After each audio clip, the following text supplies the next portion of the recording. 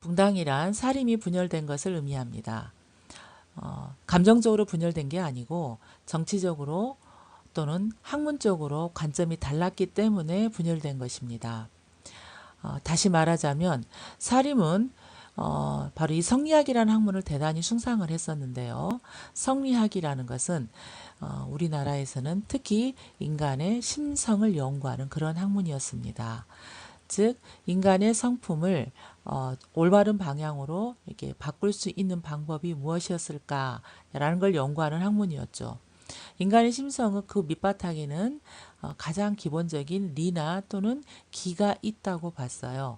리는 눈에 보이지는 않지만 가장 본질적이고 근본적인 걸 의미했죠. 그런데 아무리 리가 좋은 것이라 하더라도 눈에 보이지 않기 때문에 이 리가 겉으로 드러나기 위해서는 리를 작동하게 해주는 뭔가가 필요했어요. 이걸 기라고 설정을 했지요. 즉, 이 리를 더 중요하게 볼 것인가? 보이지도 않는 리는 의미가 없다. 보이게 해주는 이 작동 올린 기가 더 중요하다라는 그런 관점이 바로 이제 기를 중시하는 관점이 되겠죠. 그런가 하면 리도 중요하지만 기도 리가 없으면 안 된다. 또는 거꾸로 기가 더 중요하지만 리도 기의 기와 같이 하지 않으면은 의미가 없다. 뭐 이런 등 대단히 다양한 관점들이 존재했어요. 바로 이런 관점에 따라서 같은 학문적 연원을 갖고 있는 사람들끼리 모이면서 붕당이 형성되게 됩니다. 최초로 붕당이 나타난 때는 바로 이 선조 때인데 선조 때 나뉘게 됩니다. 나눌 분. 신진 관료와 원래부터 관직이 있었던 기성 관료 간의 정책을 놓고 어떤 차이가 발생을 해요. 그래서 이때 동인과 서인으로 이렇게 나뉘게 됩니다. 이러한 붕당은 결국 붕당 정치로 이루어지게 되는데 붕당 정치로 진행이 되게 되는데 이런 붕당 정치는 긍정적인 면과 부정적인 면 두 가지를 다 가지고 있었어요. 긍정적인 면은 정치 세력 간의 상호 비판과 견제의 기능을 합니다. 이때 비판이라는 것은 비난하고는 달라요. 건전한 의견 제시를 말하는 거죠. 합리적이고 실질적인 그 해결책을 내놓는 것으로서 상대방이 갖고 있는 정책의 약점을 잘 파악을 해서 이걸 보완할 수 있게끔 그것을 끄집어 내준다는 것이죠. 그런 비판은 정치가 발전하는 데 아주 중요한 역할을 합니다.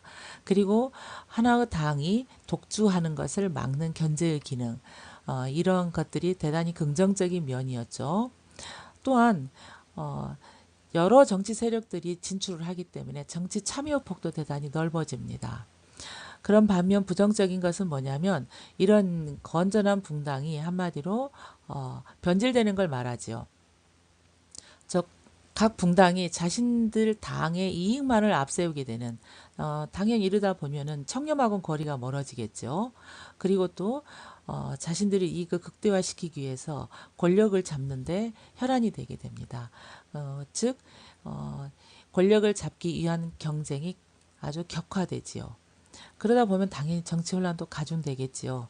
바로 이러한 붕당의 부정적인 면이 갈수록 심해지면서 결국은 세도 정치를 가져오게 되고 붕당이 결코 좋은 의미로 쓰여지지 않게 됩니다. 다음은 붕당 정치가 어떻게 전개되었는지를 봅시다. 자, 선조 때 아까 동인과 서인으로 나눠졌다고 그랬죠. 이게 어떻게 된 거냐면 선조가 동인을 좀 더 우대했습니다. 아무래도 왕도 인간이니까 어느 한쪽이 더 예뻤겠죠. 이러한 동인들이 서인의 처리 문제로 인해서 강경과 온건으로 분리된 것이 바로 강경파는 남인, 온건파는 북인이 됐던 것입니다. 그러니까 이제 붕당이 세 개가 된 것이죠. 서인, 남인, 북인. 광해군대는 의병 활동에 적극적으로 참여했었던 북인이 집권을 합니다. 정인홍이 가장 중심 인물이죠.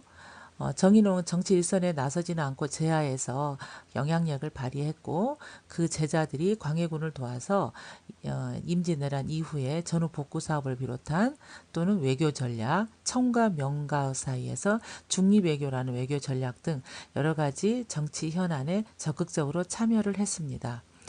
이러한 광해군의 정치는 그 서인들이 내세운 명분 의리에 밀려서 결국은 인조 반정으로 광해군이 왕위에서 쫓겨나게 되는데 그 인조 반정을 서인이 주도합니다.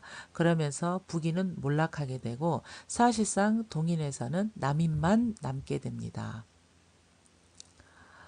현종 때는 예속 논쟁이 있게 되죠. 예속 논쟁으로 남인과 서인 간의 갈등은 아주 심화됩니다.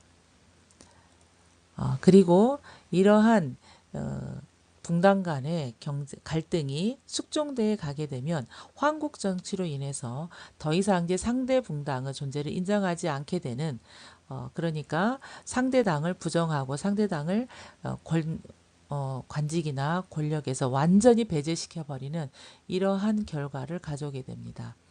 이러한 한국 정치의 결과 결국은 노론이 완전히 권력을 독점하게 되는데 이 노론이 영조 시절에 사도세자의 죽음으로 인해서 벽파와 시파로 나눠지게 되고 그 벽파가 정권을 주도를 하고 있다가 결국에 가서는 벽파 중에서도 결국 소수의 특정 가문이 정치를 좌우하게 되는 세도 정치로 흐르게 됩니다.